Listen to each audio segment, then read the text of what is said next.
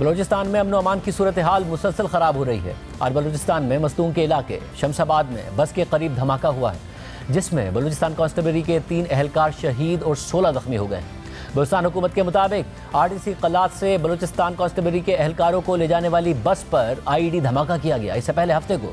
رات کو ایران کے پاکستان سے متصل صوبے سیستان و بلوچستان میں مسلح افراد نے 8 پاکستانیوں کو گولیاں مار کر قتل کر دیا تھا۔ مرنے والے 8 افراد کا تعلق صوبہ پنجاب سے تھا اور وہ ایران کے افغان سرحد سے متصل شہر مہرستان میں گاڑیوں کی مرمت کا کام کرتے تھے جہاں انہیں نشانہ بنایا گیا۔ واقعے کی ذمہ داری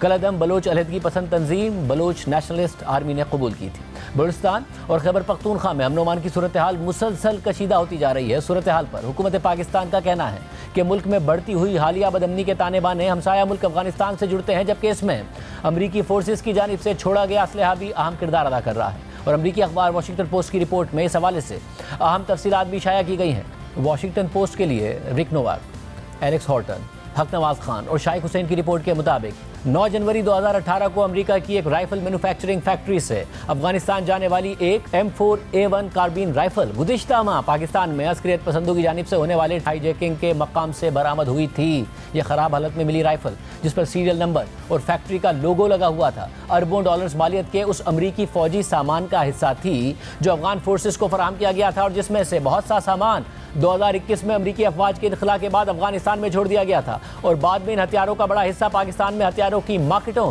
اور شدت پسندوں کے ہاتھوں میں پہنچ گیا، جو اس بات کو ظاہر کرتا ہے کہ افغانستان میں امریکہ کی ناکام جنگ کے اثرات کس طرح برسوں بعد اور کابل پر طالبان کے قبضے کے بعد بھی محسوس کیے جا رہے ہیں۔ دہشت گردوں کے خلاف ایک دہائی کی پیش رفت کے بعد شمال میں جہادیوں سے لے کر جنوب مغرب میں بلوچ علیحدگی پسندوں تک پاکستان اب متعدد انسرجنسیز پر قابو پانے کے لیے جد و جہد کر رہا ہے، جنہیں کسی حد تک ان امریکی ہتھیاروں سے تقویت ملی ہے اور وہ امریکی ساختہ خودکار رائفلز، مشین گنز اور نائٹ ویژن گوگلز جو اصل میں افغانستان کو مستحکم کرنے کے لیے فراہم کیے گئے تھے، اب پاکستانی طالبان یعنی TTP اور دیگر گروہوں کے ہاتھوں نیوکلیئر طاقت کے حامل ملک پاکستان میں تباہی پھیلانے کے لیے استعمال ہو رہے ہیں، جس کی شدت پسندوں، اسلحہ فروشوں اور سرکاری حکام نے تصدیق کی ہے۔ مئی 2024 میں پاکستانی حکام نے واشنگٹن پوسٹ کو درجنوں ایسے ہتھیاروں تک رسائی دی جو ان کے مطابق گرفتار یا مارے گئے شدت پسندوں سے برآمد کیے گئے تھے، اور کئی ماہ کی تحقیقات کے بعد امریکی فوج اور پینٹاگون نے بھی تصدیق کی کہ صحافیوں کو دکھائے گئے ان ہتھیاروں میں سے 63 امریکی حکومت کی جانب سے افغان فورسز کو فراہم کیے گئے تھے،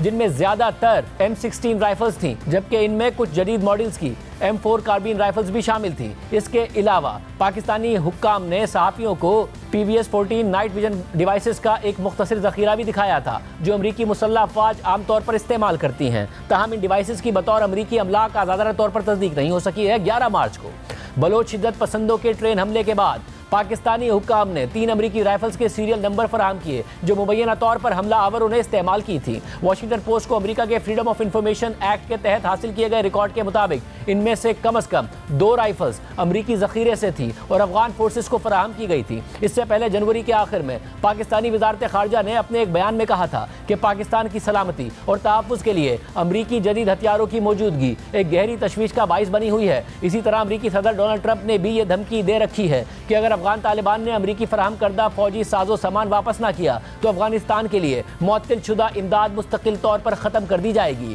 ٹرمپ کی اس دھمکی سے اسلام آباد میں ایک بار پھر یہ امید پیدا ہو گئی ہے کہ امریکہ اپنے لاپتہ فوجی ساز و سامان کا حساب کتاب کرنے کے لیے اب زیادہ سنجیدگی سے قدم اٹھائے گا، لیکن زیادہ تر تجزیہ کاروں کا ماننا ہے کہ غیر قانونی ہتھیاروں کے پھیلاؤ کو روکنے کے لیے اب بہت دیر ہو چکی ہے۔ جبکہ افغانستان میں طالبان حکومت کے ترجمان ذبیح اللہ مجاہد نے ٹرمپ کے بیان پر جواب دیتے ہوئے کہا تھا کہ یہ ہتھیار اب افغانستان کی ملکیت ہیں، کوئی بھی ہم سے یہ ہتھیار واپس نہیں لے سکتا ہے۔ واضح رہے کہ امریکی ادارے special inspector general for Afghanistan reconstruction یا سیگار کی 2023 کی ایک رپورٹ کے مطابق جب اگست 2021 میں طالبان نے افغانستان کا کنٹرول سنبھالا تو اس وقت ملک میں امریکہ کی جانب سے فراہم کردہ اندازاً 7 ارب ڈالر سے زائد کی مالیت کا فوجی ساز و سامان تھا، اور امریکی فوج کا افغان فورسز کو دیے گئے ہتھیاروں کا ریکارڈ رکھنے کا نظام غیر متوازن اور ناقص تھا، جسے امریکی فوج کے افغانستان سے اچانک اور غیر منظم انخلاء نے مزید خراب کر دیا تھا، اور سابق صدر جو بائیڈن کی حکومت میں امریکی حکام نے اس صورتحال کی ذمہ داری قبول کرنے سے ہی انکار کر دیا تھا۔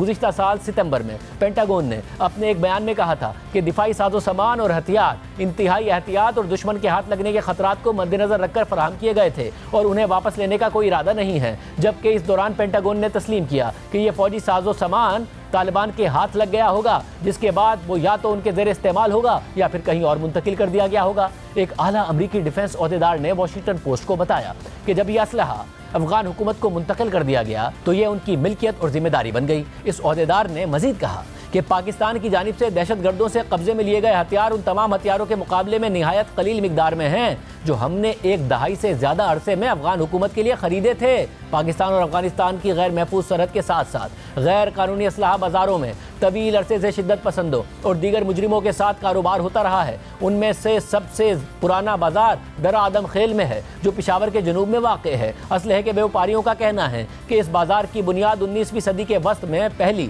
اینگلو افغان جنگ کے دوران پڑی تھی، تاہم حالیہ برسوں میں اس بازار کی سب سے زیادہ ہنگامہ خیز سرگرمیاں اس وقت دیکھنے میں آئیں جب امریکہ نے افغانستان سے انخلا شروع کیا تھا۔ کالعدم ٹی ٹی پی کے ایک سینئر رکن قاری شعیب باجوڑی کے مطابق اسلحے کی طلب بہت زیادہ تھی، اس لیے ان کے جنگجوؤں نے کم قیمتوں اور اسلحے کی وافر دستیابی سے فائدہ اٹھایا، لیکن جیسے جیسے پاکستانی شدت پسندوں نے ان ہتھیاروں کی مدد سے اپنی بغاوت کو مزید بڑھایا، سیکیورٹی فورسز نے ان بازاروں پر چھاپے مارے اور بیوپاریوں کو گرفتار کیا، اور اب جو چند M4 رائفلز دستیاب ہیں وہ بھی خفیہ طور پر رکھی جاتی ہیں اور ان کی قیمتیں آسمان کو چھو رہی ہیں۔ تاہم قاری شعیب باجوڑی کا کہنا ہے کہ ٹی ٹی پی کو اب بھی غیر قانونی سامان بآسانی دستیاب ہے۔ رپورٹ کے مطابق حال ہی میں جاری ہونے والے پروپیگنڈا مواد میں ٹی ٹی پی کے جنگجو امریکی ساختہ night vision devices, thermal optics سے لیس M4 رائفلز اور رائفل پر نصب انفرا ریڈ لیزر کے ساتھ دکھائی دیے ہیں، جبکہ اقوام متحدہ کی ایک رپورٹ میں گزشتہ سال یہ نتیجہ اخذ کیا گیا تھا کہ افغان طالبان کے نچلے درجے کے جنگجو براہ راست ٹی ٹی پی کو اسلحہ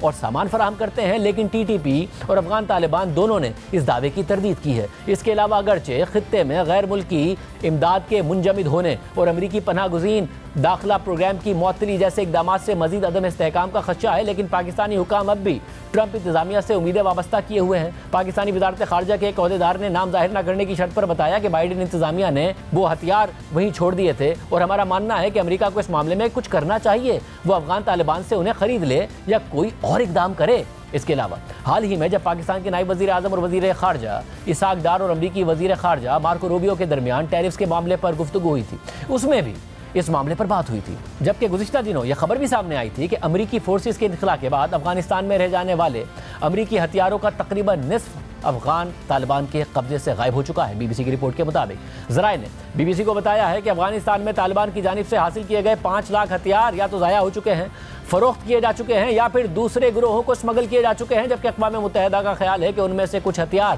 القاعدہ سے وابستہ گروہ کے ہاتھوں میں چلے گئے ہیں۔ ایک سابق افغان اہلکار نے نام ظاہر نہ کرنے کی شرط پر بتایا کہ طالبان نے 2021 میں افغانستان پر دوبارہ کنٹرول حاصل کرنے کے بعد تقریباً 10 لاکھ ہتھیاروں اور فوجی ساز و سامان کا کنٹرول سنبھال لیا تھا، جن میں سے زیادہ تر امریکہ کی جانب سے پچھلی افغان حکومت کو فراہم کیے گئے تھے۔ ذرائع نے بتایا ہے کہ طالبان نے گزشتہ سال کے اواخر میں دوحہ میں اقوام متحدہ کی سلامتی کونسل کی پابندیوں کی کمیٹی کے سامنے اعتراف کیا تھا کہ کم از کم آدھے ہتھیار اور آلات اب لاپتہ ہو چکے ہیں۔ کمیٹی کے ایک رکن کے بقول انہوں نے تصدیق کی ہے کہ 5 لاکھ اشیاء لاپتہ ہیں اور دیگر ذرائع اس بارے میں کوئی معلومات نہیں رکھتے۔ اس سے پہلے فروری میں اقوام متحدہ نے ایک رپورٹ میں کہا تھا کہ Tehreek Taliban Pakistan, Islamic movement of Uzbekistan, East Turkestan Islamic movement اور یمن کی انصار اللہ تحریک سمیت القاعدہ سے وابستہ تنظیمیں طالبان کے زیر قبضہ ہتھیاروں تک رسائی حاصل کر رہی ہیں یا انہیں بلیک مارکیٹ سے خرید رہی ہیں۔ تاہم اس رپورٹ کے جواب میں طالبان حکومت کے نائب ترجمان حمداللہ فطرت نے بی بی سی کو بتایا کہ وہ ہتھیاروں کی حفاظت اور ذخائر کو بہت سنجیدگی سے لے رہے ہیں اور وہ اسمگلنگ یا نقصان کے دعووں کو سختی سے مسترد کرتے ہیں۔